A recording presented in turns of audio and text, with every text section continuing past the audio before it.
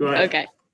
Hey Ryan, I wanted to ask you about that one play at the plate, the drop third strike. You shoot it right to Kellen Sarver, and then he brings it back to O'Hara, and you guys get the out.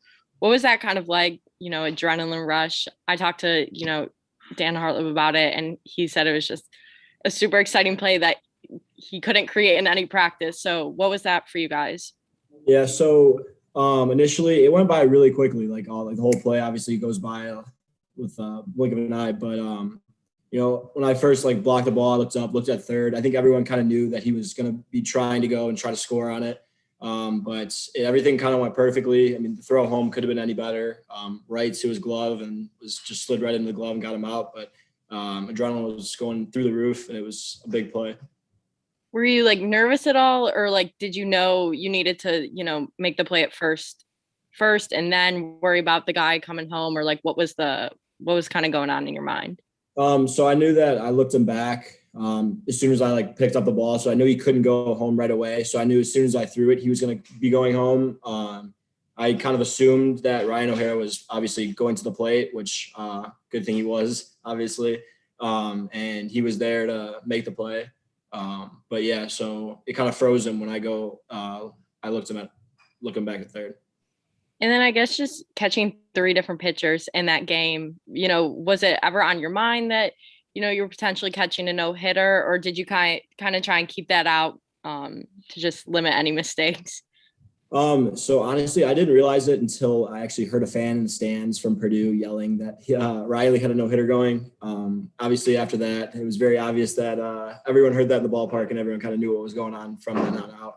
But when I was calling pitches and stuff like that, I wasn't really thinking like, oh, I don't want this guy to get a hit. More so, we were just attacking him to get him out.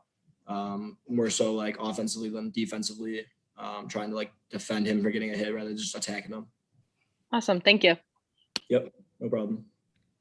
Hey, Ryan, kind of going off of what you said, there's a lot of unwritten rules in baseball. So obviously identifying that there was a no-hitter kind of like can change things. What were the talks in the dugout like maybe after that moment when you knew and other guys knew? Like, was anybody mentioning it, or was it kind of like, no? I don't think anyone said a word about it.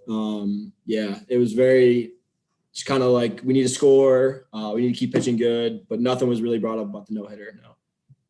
And obviously behind the plate, you get an entirely different look at these pitchers than anybody else does.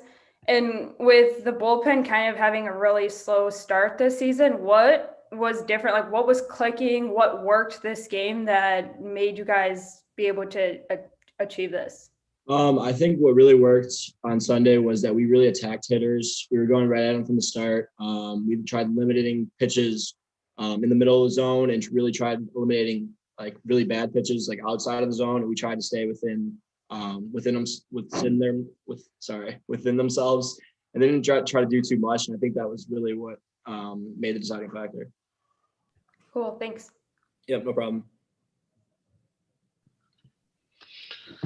So it was Riley's longest outing, I think, innings wise and pitch count wise, his best outing of the year. Just kind of what did you see from him where maybe he has finally kind of settled into a good rhythm on the mound?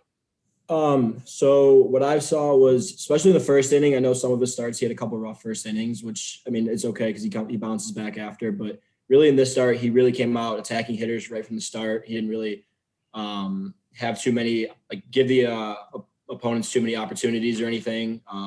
He just kept attacking, and his stuff was really good that day.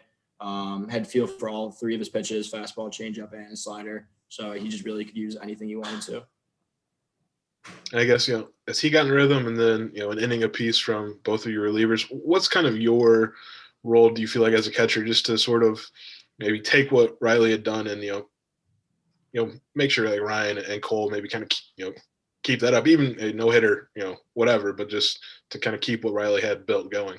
So actually, I went out and talked to both guys. I went out to talk to Ryan first. Each guy is obviously different and how you handle them.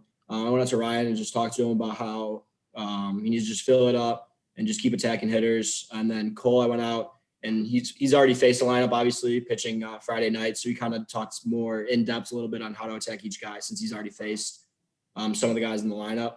So, I just attacked kind of each guy differently in that sense. Yeah, I guess one last one. The fan in the stands sort of breaking the seal on the no hitter. Like when you got that last out, though, what was sort of just the reaction that knowing you guys finished it off? Yeah, we were all really excited for especially those three guys, and it's really excited that we got the win too. That was like obviously the main goal. Obviously, the no hitter is something really special and a good addition, but we were just making sure that we got the W first. Okay, thank you. Yep. No problem. Hey, Ryan. There's a lot to unpack there on Sunday's game because after 7 innings, Riley had the no hitter, but you were still 0-0. It was a tie game. What was going through I guess your mind, but also the team's mind, because you were, like you said, you weren't talking about the no hitter. You weren't communicating, but at the same time you wanted to get that win. What were yours going on in the dugout? So like mainly the dugout, it's mostly offensive guys, since obviously the bullpen stays down in the bullpen. So we were really just talking about scoring runs. Like we need to get these guys some runs. They're really pitching really well out there. They're trying their hardest, and we need to get them some runs to support them. And that was really the main talk of the whole game until after we scored the one run. Then we needed to go back out there and shut them back down. And one other question while we have you here, can you speak a little bit to the move of having you catch the bulk of the games and Jacob Campbell playing left field? I assume it's a attempt to get both of your bats in the lineup. I would assume so. I'm not really too sure on that part. I don't really read into it that far, but yeah, I would assume so, but I'm not 100% sure. Sure. Okay. Thank you. Yep. Hey, Ryan. How you doing? Hey, it's Chris Heidel from Herbertson Radio in Baltimore. Congratulations on pitching the no-hitter, catching the no-hitter. Thank you. Yeah.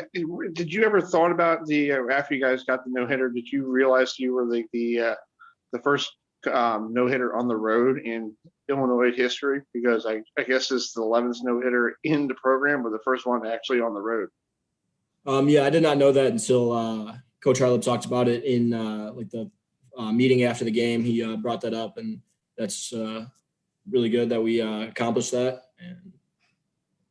And also, I want to ask you, how difficult is to catch three different pitchers? One right-handed and two lefties. Do you know what they bring, and how did you get yourself focused on just staying the course? I think a lot of it starts from like obviously the fall and building a relationship with each guy. Like once you do that, you kind of have a feel for what they're going to be like in game. You kind of know how they're going to be, if they're ups and downs, or some guys are even just kind of even keel the whole entire time. And then you kind of go from there and learn how their pitches move and stuff like that. You kind of attack each hitter differently based on each pitcher. Congratulations. Thank you.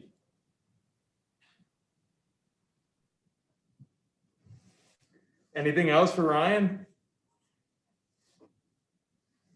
No? All right. Thank you, Ryan. Thank you guys. All right, Have a good one. thank you.